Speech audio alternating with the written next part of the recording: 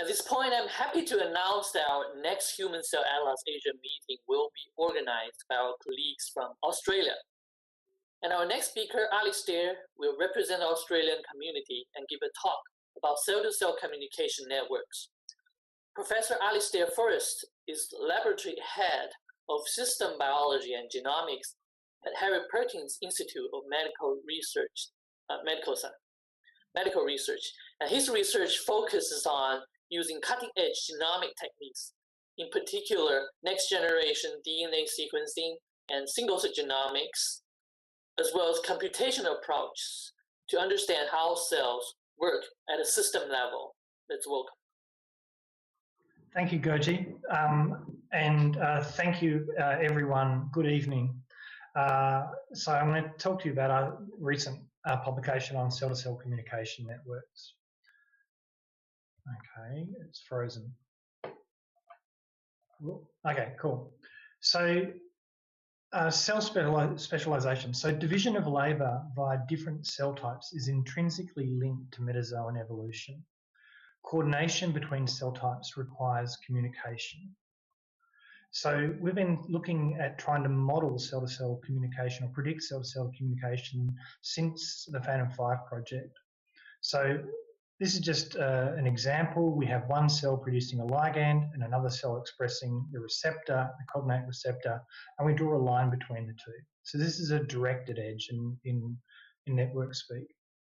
The reality is that there's multiple ligands and multiple receptors expressed by these two cells, and they're expressed at different levels. So it's a multiple edge network, and they have weights. The weights correspond to the expression levels. It's even more complicated because each ligand and each receptor can be expressed by multiple cell types. So what you actually have is a hypergraph with hyper edges that are weighted and connect multiple cell types. So this is the underlying structure that we're working with. So in 2015, we published this paper on ligand-receptor mediated signaling in humans. It used the Phantom 5 human primary cell bulk data for 144 primary cell types. And the major observations were that each cell type expresses tens to hundreds of different ligands and receptors. Cell-to-cell communication networks are highly connected by hundreds of ligand receptor paths, and that there was massive potential for autocrine signaling. Most recently, we've published NATME, and NATME is the network analysis tool for multicellular interactions. It's the work of Rui Hu, my PhD student. And what NATME allows you to do is work with either single cell or bulk expression profile. It has multi-species support. And for single cell data, what it basically is doing is it's extracting average or some expression values for each cell type. It then uses a ligand receptor pair database to pull out the expression of ligands and receptors in each of these cell types, and then uses that information to draw edges. So, for example, you can look at cells that are expressing a given ligand and receptor and how they communicate. You can ask for two given cell types, what ligand receptor pairs are they using? Or, and we spent a lot of time on this, looking at cell connectivity summary networks, so summarizing which cells are talking to each other the most. We updated our database, so the 2015 database had both primary literature-supported and predicted edges. Connectome DB 2020 is only literature-supported edges. We take 751 from Connectome DB. We've supplemented this with pairs from cell phone DB, RNA magnet, single cell signaler, iCellNet, and there's 340 new pairs from extensive literature searches that aren't available in any of these previous resources. And in total, we have 2,293 ligand receptor pairs, all with PubMed ID, so you can actually go in and check the evidence for them. So I often get the question about I want to do cell-to-cell communication network analysis, and it makes us think, what's the actual aim? And we sort of broke this down into three questions. So identifying the key ligands and receptors driving the biology, identifying the cell types that are working together, and identifying changes in communication under different conditions. And I'll go through each of these. So first of all, identifying the key ligands and receptors driving the biology. So you've got a choice there. Do you want the ligands and receptors that are most highly expressed, most highly active in your system, or do you want the ones that are most specifically expressed? NATME allows you to look at both. So by default, it calculates 3 edge weights. The first is very simple. It's mean expression. So it's mean expression of the ligand in one cell type multiplied by the mean expression of the receptor in the cognate cell type, target cell type. We have a specificity-based metric. It takes the mean expression divided by the sum of the mean expression across all cell types. And we also have total expression. We don't use this in the paper, but I think it's actually really important. Because if you consider a tissue like liver, the major cell type there is hepatocytes. So these 2 metrics above give each cell type an equal vote, regardless of how abundant they are. Total expression will actually consider what's the molar concentration of that ligand or receptor dependent on the population of each cell type. To demonstrate NATME, we use 3 publicly available data sets. A heart data set from Skelly et al., the tabula muris, and a subset of samples from the tabula muris sanis data set. The reason we focus on the Skelly et al. Data set is that they used our original ligand receptor pair list, and we can compare against it. They focused on the non-myocyte cells within the murine heart, and they build a cell-to-cell communication network. And you can see this little graph to the right. So we take that data and we can run it through NATME, and this is showing you the top 20 most highly expressed ligand receptor pairs. And what you can see is we have APP to CD74, ApoE to LRP1, CCL5 to CCR1, for endothelial cells talking to macrophages, macrophages to fibroblasts, and NK cells talking to granulocytes. Now, what may strike some of you is that the first 2 are broadly utilised across multiple cell types, whereas the next 2 are quite specific.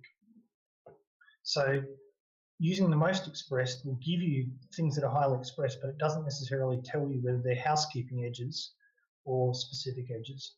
If we use a specificity weighting, it's very different. What you can see is we have different pairs that are coming up as top. You can see there's a autocrine granulocyte to granulocyte pair for IL-1RN to IL-1R2, and also IL-1 beta to IL-1R2. The next most specific is an NK cell to granulocyte path from using CCL5 to CCR1. So NATME does this automatically. You can say you want the top 10, top 20, you can give it a particular set of cell pairs that you care about, you can give it a particular set of ligand receptor pairs you care about, and it will visualize it. So I've talked about key ligands and receptors. What about the cell types that are working together? And again, you've got a choice. Do you care about the cells that are communicating the most or the most specifically? So in 2015, we generated this little summary network. We refer to this now as the cell connectivity summary network.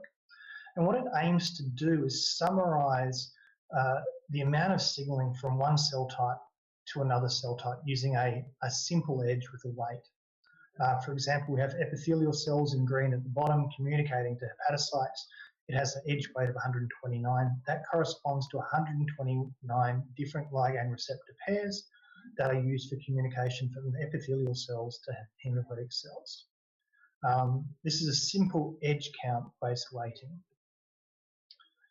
So we've taken this a bit further, and we've looked at visualization and also how to summarize. I'll talk about the visualizations in a minute. In terms of summarizing these, you can do a simple edge count, you can do a filtered edge count, and what we show at the end is the sum of edge weights, and I'll explain that in a minute. So again, going back to the Skelly et al. Data set, you can see this network graph view on the left. Everything is connected to everything. You can see that there's autocrine loops present, but it's almost impossible to say anything meaningful about that graph. So what the authors did is they pulled out little subnetworks, subgraphs.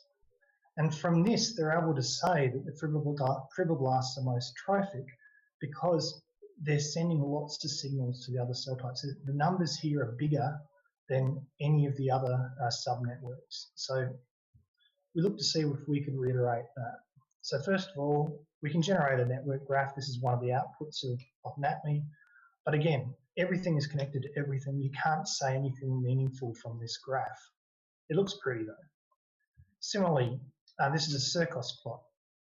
Everything is connected to everything. You perhaps may notice that the fibroblasts in blue, there's a bigger section here, and the B cells and T cells are smaller. So perhaps you can say there's more signaling involved in fibroblasts, but again, it's almost impossible to interpret. What we think does make sense and is easily interpretable are these asymmetric heat map matrix views. And the way to read these is on the left, we've got the cell type sending the ligand, and on the bottom, we have the cell types expressing the cognate receptor.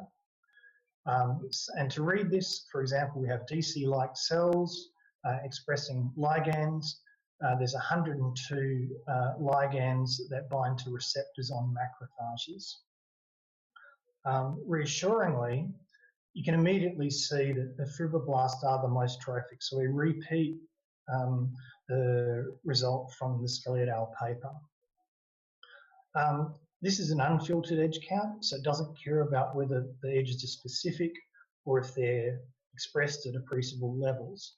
So you can filter this. So this is filtering on expression level. We still see the fibroblasts as most trophic, but we start to see other edges that are lighting up. For example, granulocyte autocrine signaling, pericytes talking to granulocytes, and Schwann cells autocrine signaling. If you apply specificity filtering, it looks dramatically different. So you can see that we have endothelial cells, fibroblasts, and Schwann cells are sending ligands that are communicating specifically with endothelial cells.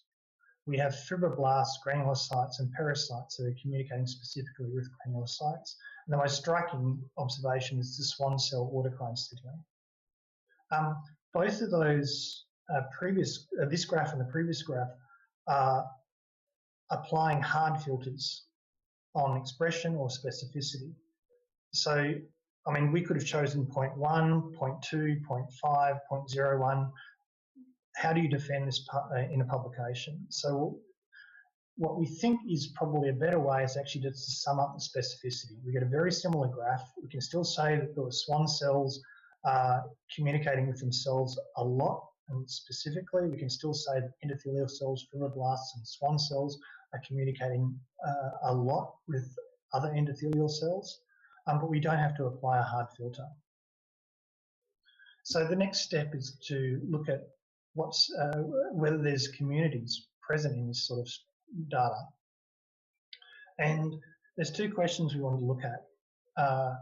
So do we predict any underlying structure in the network? For example, do cells tend to communicate locally? And this is sort of what you'd expect, perhaps. So we turn to the Tabula Neuris dataset for this. At the time of preparing the paper, this is the largest atlas available. And it's nice because it has 117 different cell types from 20 organs. So we can ask questions about whether the communication tends to occur within the same organ or between organs. So in this little graphical view here, I've got a blue cell talking to a blue cell, that's an autocrine edge, a blue cell talking to a pink cell, that's a paracrine or a juxtacrine edge between different cells of the same tissue, and then a blue cell to a green cell corresponds to a different tissue or endocrine signaling. So is there any structure? So if it's completely random and we rank cell pairs based on their weights, we should see an equal distribution of greens and blues and pinks sort of randomly distributed. If we see a bias for communication within the tissue, we should see more of these pink ones towards the top of this list. So what do we see? We see autocrine signaling. We see lots of autocrine signaling. So what this graph is saying is that there's lots of autocrine signaling happening. We see a little bit, perhaps, of signal for intra-tissue, and we see nothing for inter-tissue. Now, this is for secreted ligands and specifically focused on outgoing edges. In the paper, we also look at incoming edges and see a very similar pattern. If we look at plasma membrane ligands, we can look at juxtacrine signaling. And here we do actually start to see some signal for signaling within the same tissue. The autocrine signaling is still massive. It's the major thing that's driving the structure of this data. A note, this is based on specificity-based weighting. We see a very similar trend when we use simple edge count. So looking at autocrine signaling in a little bit more detail, this is reiterating a figure that we did with bulk data in the Phantom 5 paper. And the way to read this is there's a median of about 54% of ligands expressed in for an average cell, about 54% of ligands expressed by the cell will have a cognate receptor on the same cell, and about 47% of receptors on a given cell type will have a cognate ligand expressed by the same cell type. So there's substantial potential for autocrine signaling. Now, the cool thing that we can do with single cell data is we can also look at potential for self-signaling and ask specifically, is the ligand and receptor pair expressed in the same single cell? And when we do this, and what we're asking is, what is the number of ligand receptor pairs co-detected in at least 20% of cells? We see this sort of distribution with a median of 54 co-detected ligand receptor pairs. You can see there's outliers, so erythrocytes, there's not so much. There's 10 co-detected ligand receptor pairs. In these bladder cells is in the order of 183 co-detected ligand receptor pairs. So there's substantial potential for autocrine signaling, there's substantial potential for predicted potential for self-signaling. So the next thing we want to do is look at trying to identify sets of cells that are communicating more with each other than the rest of the network, by a classical definition of a community. Here I'm focusing on the juxtacrine communities, but we see similar things for the secreted communities.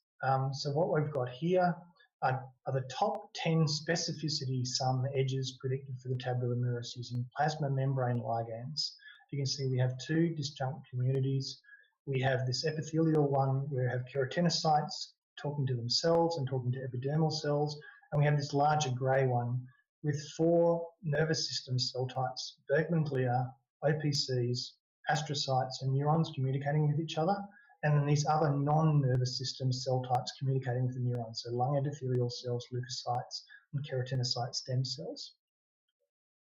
If we look at this in a little bit more detail, what we see is what's driving this communication here. There's multiple neuroligands binding to multiple neurexins within this part here.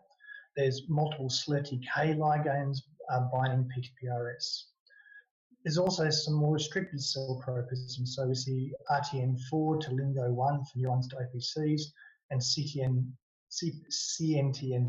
DL3, CNTN1 to NOTCH1 for OPC to astrocytes. If we look at the epithelial community, we see desmoglins and desmocoilins and efferins and F-receptors. And if you're familiar with biology, these are molecules that make sense for nervous system and for epithelial organisation respectively.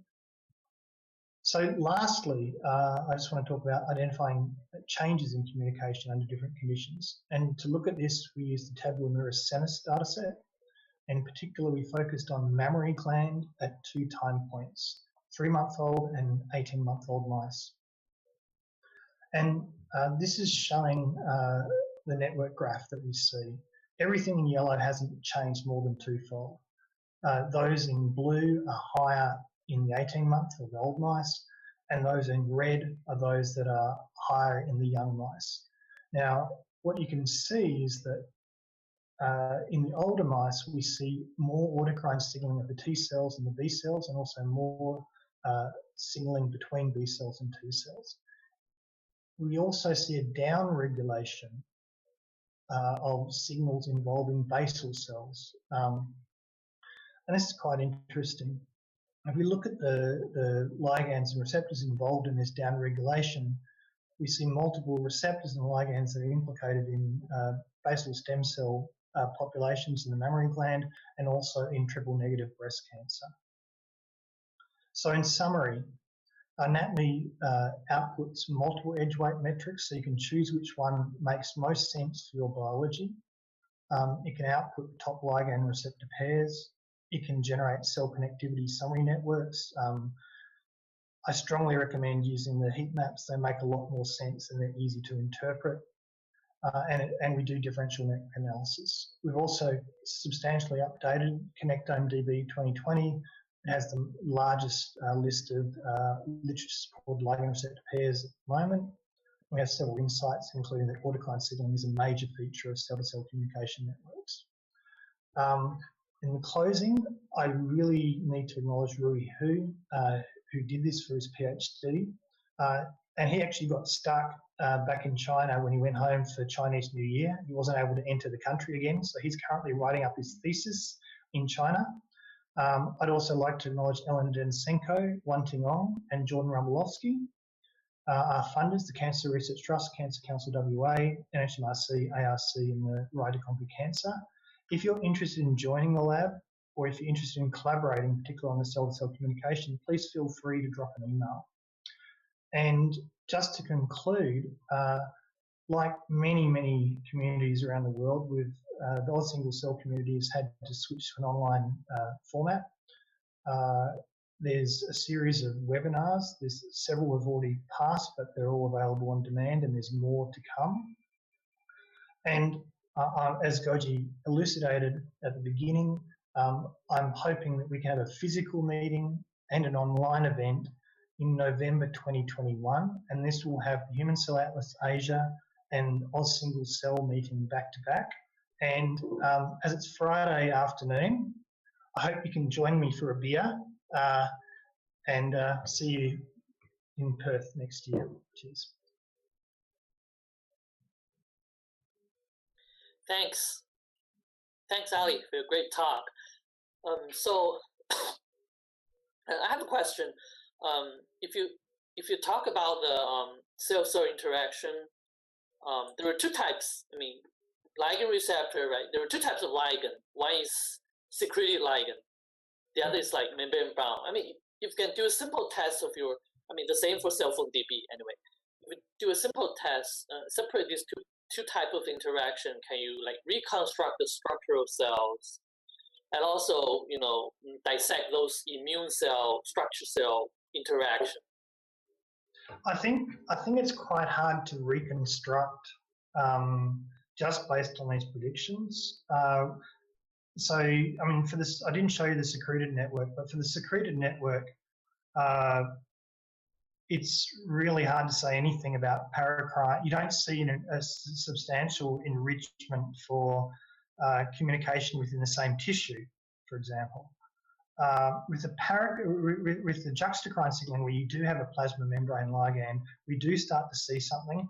But the major thing that's driving the structure at the moment is autocrine signaling. So cells of the same cell type like to be together. So I think if you tried to force things to arrange based on their, like self-organize,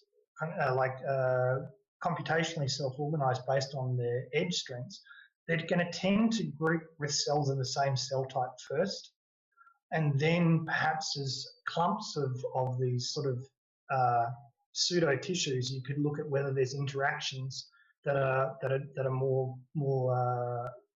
stronger than others based on the predictions. But at the moment, for the secreted, I don't think there's anything we can really do there. Okay, and then we have a couple of questions from the audience. And so Xiang asked, NATME looks very useful, and however, bladder cells are large with more RNA, and the erythrocyte are the opposite. So could this underlie likelihood of detecting self-signaling? It could, it definitely could. I mean, we were just interested to know if there was any evidence that they were co-detected in the same cell type, in the same single cells, and we see there's a lot there. I think I think there's probably need to re-annotate some of the cell types in tabula muris. I mean, bladder cell isn't particularly fine granularity. It may be that there's multiple cell types present. I don't know if that actually corresponds to urothelium, for example. But yeah, it's a great question. Then we have a question from Piro. He says he also has a bottle of wine. So how will be the integration in spatial transcriptomics and beyond, and how to integrate the cell-cell interaction with spatial transcriptomics, such as 3D or even considering multi-omics? I think, I mean, Quan Nguyen presented on this in the spatial, I think in the spatial talk earlier. I think with the spatial data, you can say, and depending on the resolution of the spatial data, so we're looking at a little bit of this with Visium, but you're talking clumps of cells, like 10s to 50 cells. If you're going in with single molecule fish or something, I think you have the potential to say, yes, that cell type adjacent to that cell type is expressing the right ligand receptor, but it still doesn't tell you that they're physically it still doesn't tell you that they're using that particular molecule pair. The closest thing, the best I can think of is the PIC-seq method that Ido's lab developed, where they're isolating pairs of cells and then looking at what light. But that's only really going to work for juxtacrine signaling, where there is a membrane-associated ligand. For secreted ones, it doesn't really address it, I think. All right, so Piro says, "Ganbei, kanpai." Chin chin. We have a final question from Chen. She's asking, how does the level of autocrine signaling vary across organs? Yes, yeah. So in that scatter plot that I showed you, and we saw this in the bulk Phantom 5 data as well, the hematopoietic cells had less potential for autocrine signaling than the solid tissue cells. Now, that I should actually repeat that analysis separating out plasma membrane and secreted factors. It may be that a lot of that difference is coming from cell adhesion molecules. But that's a good question. Yes, there are differences. Right, thanks. Because of time, we have to move to the next talk. Thanks, Thank you very much. Thanks,